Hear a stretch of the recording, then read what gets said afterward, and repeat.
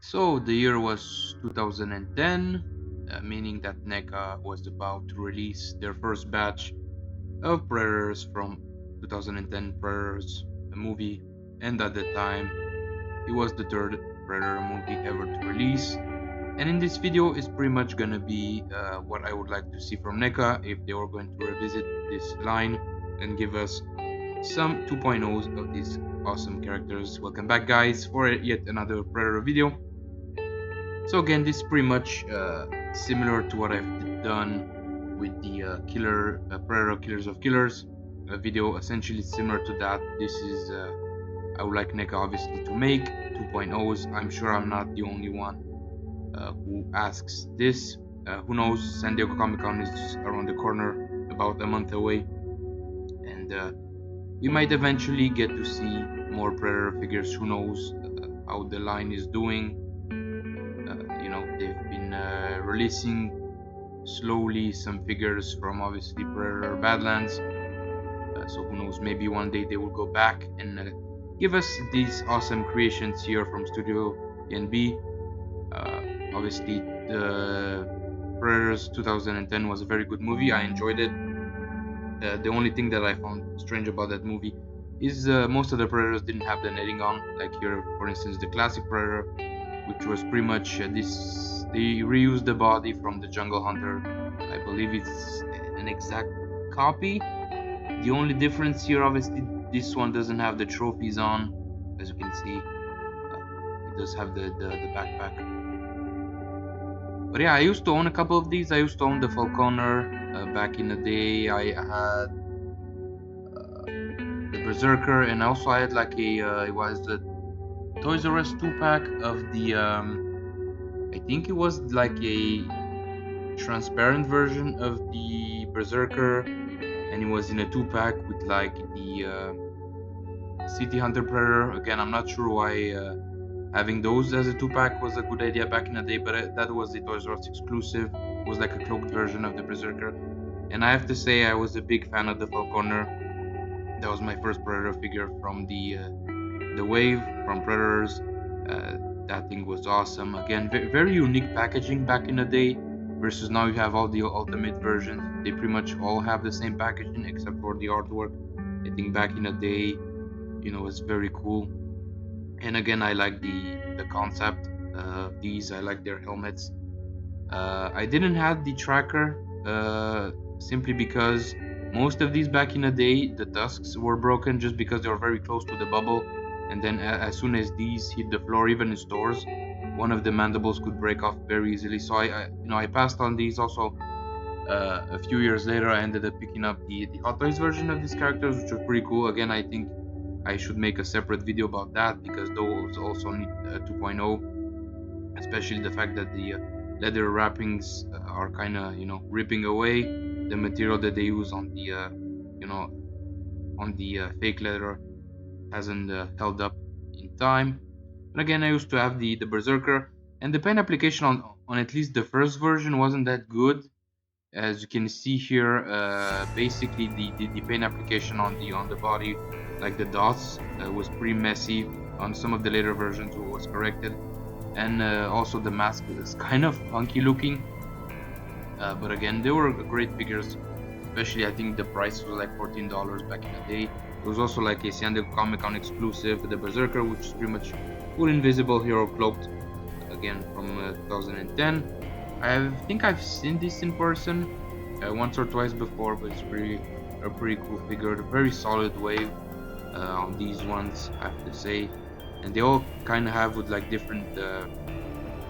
The wrist blades were different sizes depending on what character you're gonna get. So here, for instance, the Falconer had like a big one, Berserker had a small one, which is weird. They should have had like the three sizes, all three of them. Also, the Falconer didn't have like the bird that you have that was present in the movie. Obviously, Hot Toys made that, so you can kind of connect it to the shoulder. NECA didn't did that, so if they do like 2.0 Ultimate version, they could include that. Also for the Berserker, they could include a obviously unmasked head sculpt, and as you can see, the paint application is a lot better on this one versus the original one. The mask, the pattern on the chest, the dots is better done. Not the best sculpt when it comes for the unmask. Obviously, keep in mind these were made back in 2010, so 16 years ago, which is a very long time. I remember I was in high school when the movie came out, so I'm getting old here in my 30s. But it is what it is. That's part of life. Also, they could do like maybe they do a tracker predator. They could include a dog or two. They could do like a deluxe box set, back. These were pretty cool. Again, I haven't gotten these from NECA. I only got the one from Hot Toys, which came with the tracker predator. Again, they were pretty cool in the movie. They had like a very nice scene in the forest. I remember that the big Russian guy with the machine gun was pretty much killing these by the dozens. It's quite a interesting scene. Again, they look fantastic together here. Actually, interestingly enough, the this one was my favorite from the trio. The Falconer. I think it had a very interesting helmet with all the crispy edges here. I also like the mask on the tracker. They all have a unique masks, especially if you take a look at the Raimon Studios recent release of the Berserker Predator. I think it's fantastic. Hopefully they're gonna do Falconer tracker next, especially the tracker. They could include like a 1/3 scale hound on the base, man, that would be killer. Again, it's gonna be very expensive as well, but it's gonna be another video for another time. Again, fantastic movie. I had a great time seeing this. I think my dad took me for my birthday to see this. And again, here's the director of the movie, Nemrod Antal. I believe is an Hungarian director, with the cast right there of the Predators. Again, the suits on these look incredible. Again, the artists who created these are phenomenal people.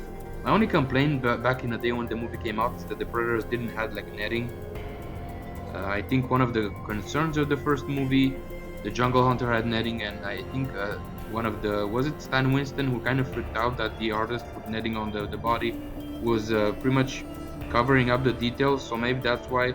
But these ones have like a reptile skin, very nice looking, and again the helmets look kick-ass, especially the Berserker here was the leader of the pack.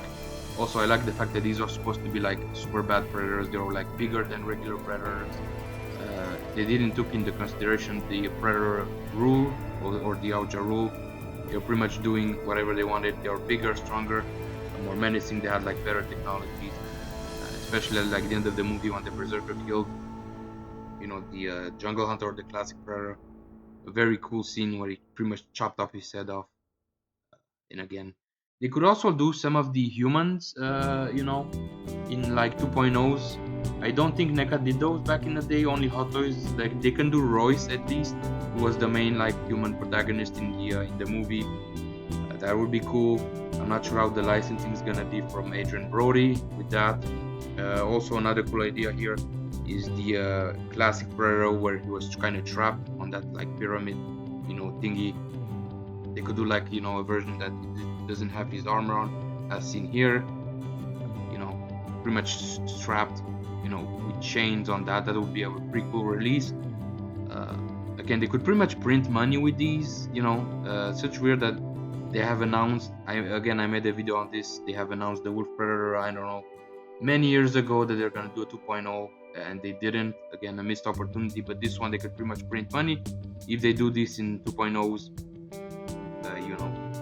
I think if they update the sculpt, the articulation, maybe make them even bigger than what they were, because again the typical Predator from NECA is like 8 inches. These could be 9, so they are a little bit bigger. So again, 8.5, 9 inches tall. That would make sense. Upgrade the sculpts, make them as accurate as you can do, and include some cool accessories. Again, some like some firing effects. This one could come with like the again unmasked, open mandibles, closed mandibles. Can come with like that skull and spine.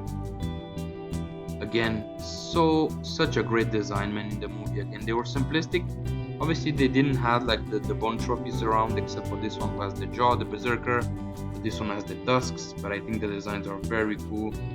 And these look 10 times as better as the recent Predator Badlands deck, obviously. So a little bit disappointing in terms of design. I think these look fantastic versus that, if you want my opinion. Again, awesome here. Also, this was the first Predator movie where you kind of see Well, technically not, because technically we did have three main predators in the first AVP movie, but this one they kind of work closer together, as a pack, versus in the first AVP movie where they were pretty much scattered around the pyramid and they all died off pretty easily. These ones were a lot more badass, I would think. Uh, so again, fantastic movie. Right, guys, as usual, thanks for watching the video. Make sure to give me a like, subscribe to the channel. Let me know in the comments below what is your favorite wish list from NECA. What are your most favorite predators? What do you want to see next from NECA? And again, San Diego Comic Con is around the corner.